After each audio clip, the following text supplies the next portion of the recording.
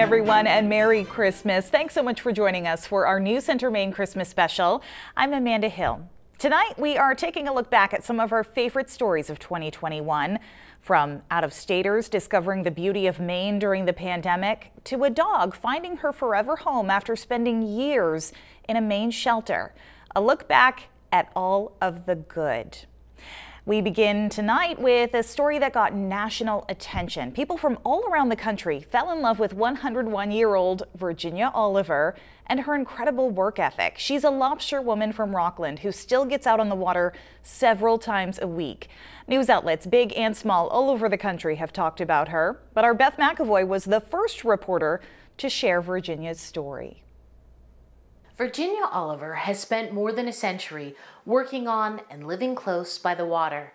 It's what she knows best and where she feels most at home. When most of the world is still asleep. This morning I woke up and I thought, well, it ain't very late. Oh, no wonder it was only 1:15. Virginia Oliver's feet hit the floor. But I usually get up 20 minutes to 5. All went along. Her sea legs may not be as sturdy as they once were, but she's more at ease on a rocking boat than possibly anywhere else. I'm 101.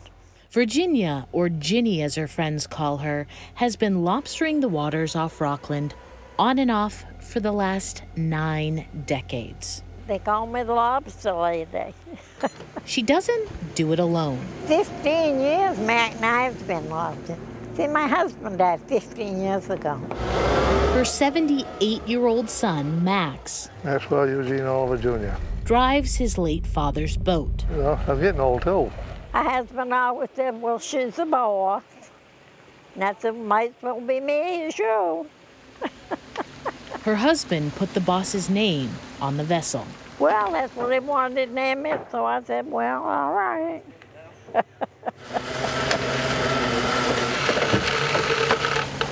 Max hauls the pots. You can only have 800 per bowl, and I have 200, so Max can only have 600, but he don't have that many. While Virginia bans the lobsters. Measure. That one goes. Or loads fresh pogies in bait bags. Oh yeah, she's healthy now. Oh, she's sharp that way.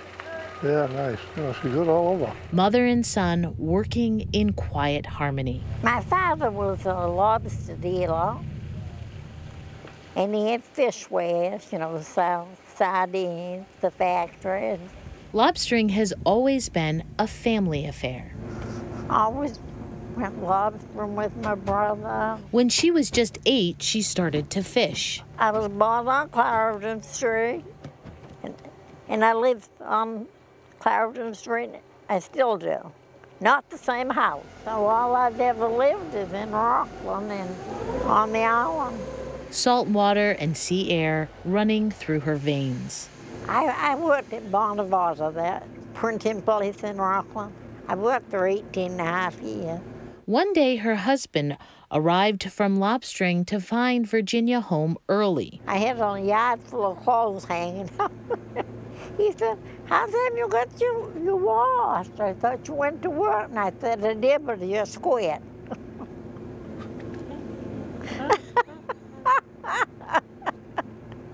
I said, I'm all done. No more. The sea was calling her back. I said, I'm going to go with you. So I did. During all her years on the ocean, she's only had one injury. It happened recently. I was saving crabs to take home to my son-in-law, because he likes crab.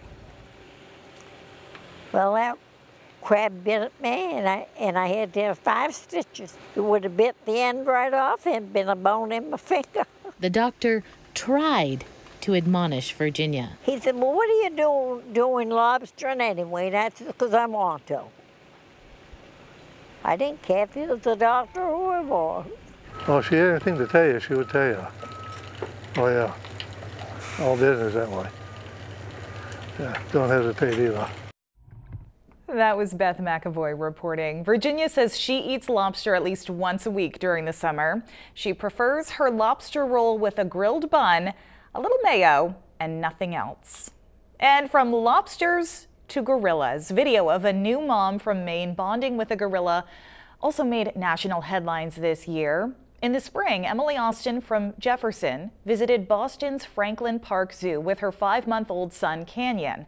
While she was there, she shared an emotional moment with a gorilla named Kiki, who is a mother of 5.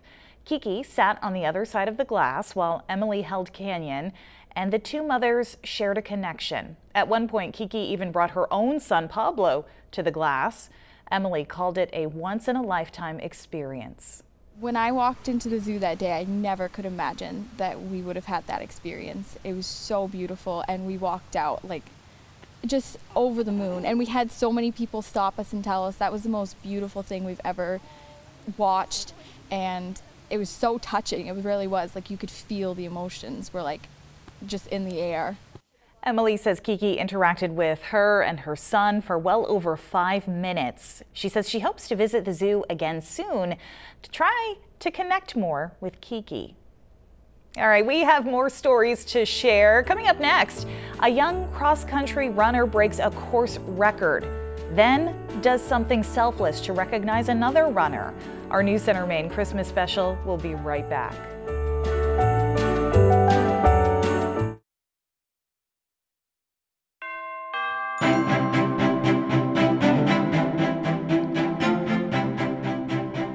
Welcome back. Now the story of 2 cross-country runners who got a lot of attention this fall for an amazing act of kindness while competing against each other. Ruth White is a sophomore on the Orono High School girls team. In October, she broke a course record. Shortly after, she gave her medal to Noah Carver, who runs for Washington Academy and was born blind. He races with his father by his side, guiding him. It's not about the medals, but it was about showing him that we care about him and that we're very impressed at what he does. So the medal wasn't, I'll remember the day, but the medal doesn't mean everything. I was really kind of shocked and surprised, and I didn't know quite what to say to her, and I said thank you. After the races were over, the kind gesture was shared on Facebook. Of course, a lot of people in Maine were happy to share it. It caused the clip to go viral. It's a great reminder that kindness and respect can go a long way. Coming up, stories that show how powerful the Maine community really is. But I think then we realized, why would we leave? Everyone's happy here. A family explains how the pandemic completely changed their lives, pushing them to move to a small town. Our Christmas special will be right back.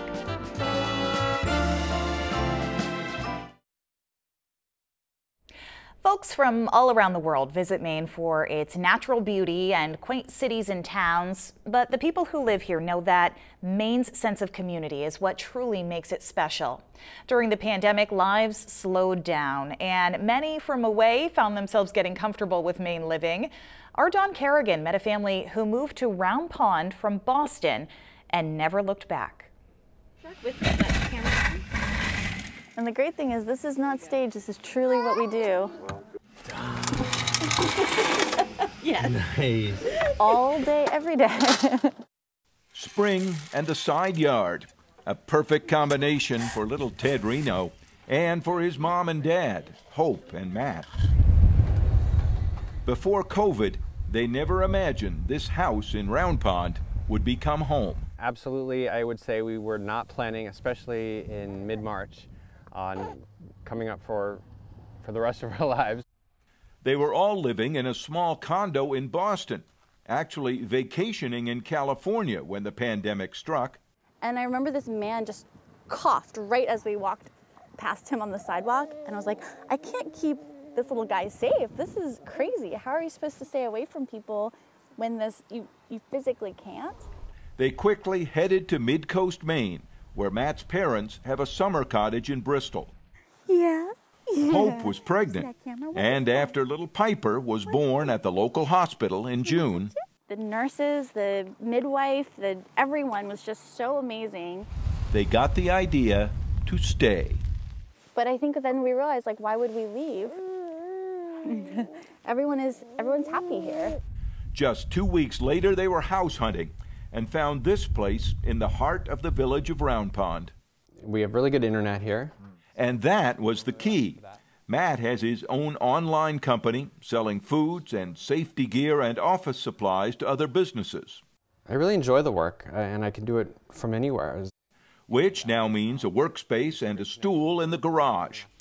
In the back room, Hope can work at her job advising clients of a San Francisco education technology company for which she already worked remotely. So sort of half with clients and then half with our engineering team to make sure that we have all the tools for our clients. In other words, the Renos were able to bring the jobs with them, essential for their move to Maine. Matt and Hope have a lot of company. There are no precise numbers, but all over Maine you hear the stories of people moving here during the past year, leaving the cities during the pandemic, coming to relatively socially distanced Maine, changing the population in our state, including in this very town. I mean, everyone's really cute. They're like, oh, you're bringing the average age down in Round Pond. But we're not the only ones. There are many other young families and couples that have moved in the last year also. And while we were there on the front steps watching the state of Maine flag, this happened. Someone driving by waved, and these new Mainers waved back. We have a good little community here. We're lucky that so many people have introduced themselves.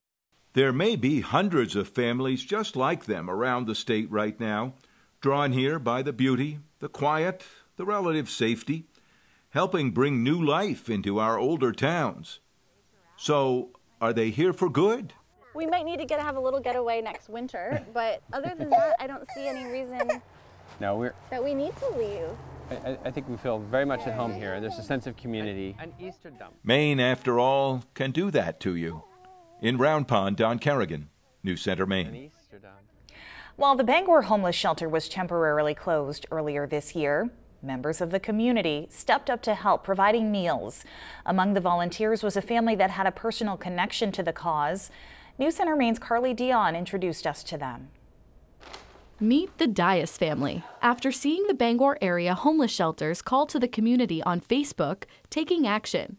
The shelter undergoing kitchen renovations, needing help to keep feeding those in need. Every time I see the opportunity to help and I'm able to do it, I like to do it. Melanie Dias and her daughters got together to make about 30 lunches. On the menu, shredded chicken with a nice gravy, and then we're putting it on some toasted bread with a side of macaroni salad and, of course, some desserts. This effort hitting close to home for Melanie's daughter, Amy. I had people help me when I needed it the most. 10 years ago, Amy was homeless with her newborn son, trapped in a controlling relationship, not allowed to contact her family. Because of the nature of this relationship that she was in, I wasn't able to provide direct help for her. So they did whatever they could to get her help. She didn't have shoes. I remember that was one thing that was a tough time. She had no shoes. So we had to meet secretly to get her shoes. So many people in those types of relationships don't make it out. But fortunately, Amy did, 2 years later. Melanie says it was a blessing her daughter was able to get out of her situation. I gained a grandson that I hadn't seen. And she says her family has been together ever since, now choosing to give back however it can. It makes things a lot more personal than just, somebody experiencing homelessness and me. Taking that extra few minutes or that extra hour in your day to just do something nice for someone can make the world a difference. My motto has always been, if it's important to you, you'll find the time for it. And no effort is too small. A smile on the street is free, and it can turn someone's day around. In Bangor, Carly Dion, News Center, Maine. Still to come tonight, Brooke the Pit Bull was living in a shelter for 4 years. We'll tell you about the special connection that finally led her home.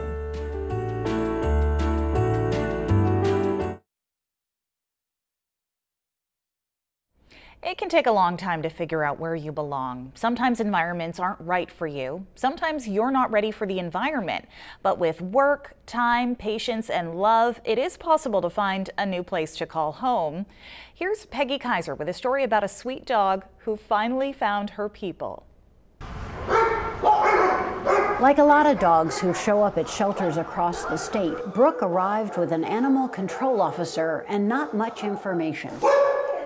Harvest Hills Animal Shelter in Freiburg receives close to 400 strays a year. Brooke was one of them, a pit bull mix, and the staff guessed she was about a year old. We knew nothing about her, we just knew she was super scared, which is not unusual with a stray dog coming into the animal shelter. The tricky part with Brooke, unlike most dogs who bare their teeth and show their discomfort, Brooke showed none of that body language. She behaved as if she was comfortable and wanted to meet people, but unexpectedly would become aggressive. Never showed an ounce of being uncomfortable, and that's what made it difficult. Shelters work with plenty of hard-to-place dogs, but Brooke's quiet aggression made her stay at Harvest Hills stretch from weeks to months to years. Kayla Lagier is an adoption counselor and kennel tech at Harvest Hills. I've always kind of been a dog person, so when I had the opportunity to hop on board and start working with the dogs, you know, it was kind of a dream come true. She started that work about 3 years ago. It wasn't long before Kayla took a shine to Brooke. So she had already been here for close to a year when I started. There was plenty of interest in Brooke, but time and time again, families felt she wasn't a good fit for them. There were wonderful people who tried, and I think the fourth, the fifth time of visiting, they were like, we're done. We can't do this. And then Joan and Kayla had an idea, something they'd seen on social media. Back in November of 2020, they posted this picture on their Facebook page. At that point, Brooke had spent more than 3.5 years at the shelter. Brooke can stay right in that kennel. Okay. Jackie Gammon lives about an hour and a half from Harvest Hills. Her application had already been on file for over a year while she waited for just the right dog to come along. It was Brooke's eyes that initially caught her attention and her heart. And I think I felt, like lots of people, I felt really bad that she'd been here this long. Over this past winter, Jackie would drive the 3-hour round trip twice a week to visit Brooke, to get to know her and, more importantly, let Brooke decide that Jackie was okay. She's so comfortable with Kayla that I'm not saying she was comfortable with me from the beginning, because she wasn't. But she learned to be slowly but surely. And it was really exciting to see Brooke relax with her. The day came when Brooke was pretty clear about her decision. And one day Kayla and I was coming out, and she went and walked in front of my van and just laid on the ground. Jackie says, "Bye, Brooke, I'll see you in a few days."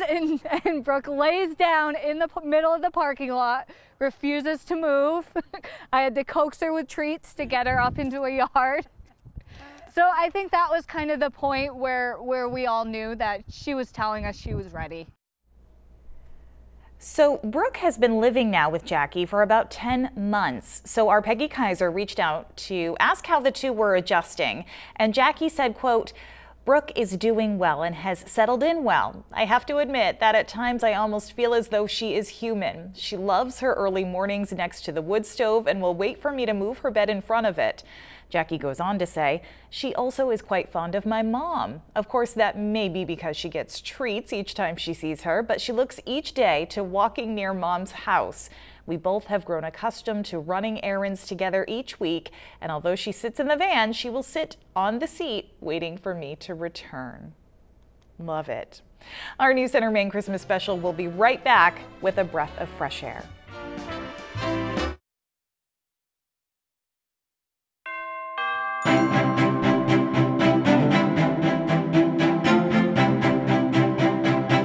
When the pandemic started in March of 2020, our photojournalist Kirk Craddy began capturing Maine's beauty and tranquility. He put together dozens of segments that we called a breath of fresh air. We got so many positive messages from our viewers thanking us for these moments that we thought we would end with one this Christmas night. This is from February, when Kirk took his camera and some very warm clothing to the top of Katahdin. The sights he captured along the way are just breathtaking. Merry Christmas and Happy New Year to you all. We will see you right back here at 11 for your news headlines and weather. Have a great night.